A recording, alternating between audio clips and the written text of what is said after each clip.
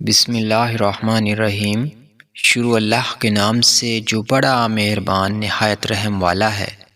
حضرت ابو ہریرہ رضی اللہ عنہ بیان کرتے ہیں، رسول اللہ صلی اللہ علیہ وآلہ وسلم نے فرمایا، جب کبیرہ گناہوں سے بچا جائے تو 5 نمازیں جمعہ سے دوسرے جمعہ تک اور رمضان سے دوسرے رمضان تک ہونے والے صغیرہ گناہوں کا کفارہ ہیں۔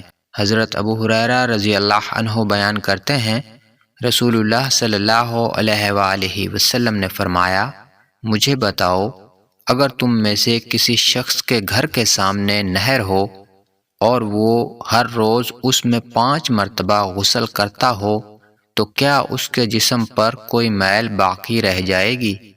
صحابہ نے عرض کیا، اس کے جسم پر کوئی میل باقی نہیں رہے گی۔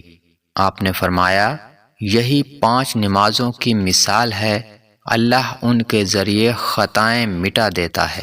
حضرت ابن مسعود رضی اللہ عنہ بیان کرتے ہیں، کسی آدمی نے کسی عورت کا بوسہ لے لیا، پھر اس نے آ کر نبی صلی اللہ علیہ وآلہ وسلم کو بتایا تو اللہ تعالیٰ نے یہ آیت نازل فرمائی، دن کے دونوں اطراف اور رات کی چند ساعتوں میں نماز پڑھا کریں، یقیناً نیکیاں برائیوں کو دور کر دیتی ہیں۔